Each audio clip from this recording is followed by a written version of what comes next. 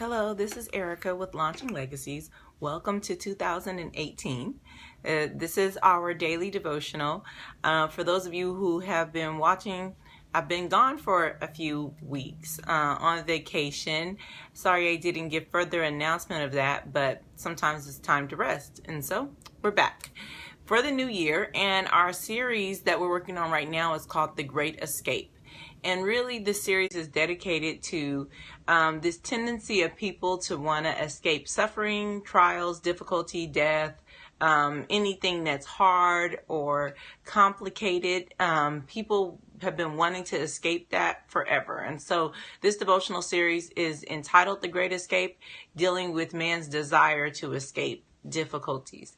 And so we're going to start from a passage that you probably have heard in passing, possibly not the whole portion of it, but let's get started with Ecclesiastes, the 9th chapter, and we're going to look at the 11th verse. And the scripture says, I also saw something else here on earth. Okay, the fastest runner does not always win the race. The strongest soldier does not always win the battle. The wisest does not always have food, and the smartest does not always become wealthy. And the talented one does not always receive praise. Time and chance happen to everyone, and no one knows what will happen next. Like a fish caught in a net or a bird caught in a trap, people are trapped by evil, and when it suddenly falls on them. And then he continues and talks about why the wise are not always listened to, and so on and so forth. But let's just deal with this passage from Ecclesiastes 9, verse 11 and 12. And what is the writer saying here? Well, for one, he's talking about different things he's observed in life. And so you should read the book of Ecclesiastes because it's quite interesting. But in this particular passage, he's saying, listen, it doesn't always work out the way people plan it to be, right? It's not always because you're the best that you end up becoming the most successful. It's not always because you're the smartest that you end up with the most things. That's not necessarily how it works. And so what he says time and chance impact everyone. But I would say you can use time and chance, but I would also say just when life comes upon people, it comes upon people. And the scripture says that God reigns on the just and the unjust alike. So what does that mean? That everybody's going to have some difficult times, right? The scripture also says in Psalms that there are many afflictions of the righteous, right? Even the righteous people are going to have difficulties and hard times. So then here begs the question, given what's written in Ecclesiastes and what he's observing, which we know definitely to be true, there are some lives that are wonderful, brilliant minds that are being spent doing nothing, right? And there are some talents that are just being squandered. And so sometimes life just kind of seems like it poops, nothing else happens, right? Kind of flatlines and nothing happens. But this devotional is based on the Great Escape. And so how is it that we are always trying to escape this possibility of quote unquote failure, right? We're always trying to escape this place of being, of not making it to the level of success or splendor or even sometimes people can't even sustain their own lives sometimes, and they're talented and they're gifted and they're smart and they're intelligent, and it just seems like their lives just don't work out. Why does that happen? And what is our tendency towards trying to escape that? And that's what this devotional series is going to focus on. But I wanted just to start with that question. In your life, have you ever thought that if I do this and if I do this and if I do this, then I'm going to have this?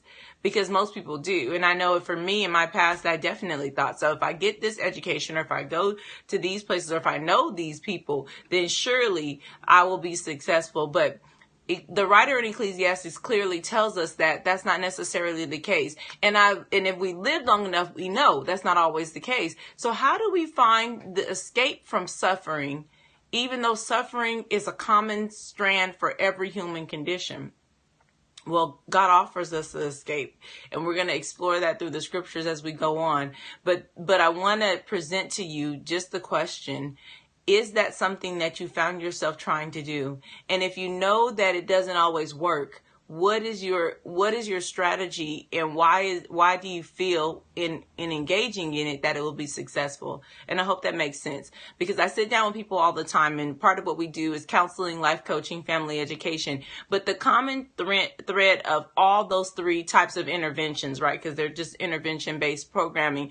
We sit down with people, and the common thread is, how do I just kind of get out of this suffering place and get to the place of success? Who do I blame for the suffering, right? And get to the place of success. How do I run away from these troubles and get to the place of success? And the success is different for each person, right?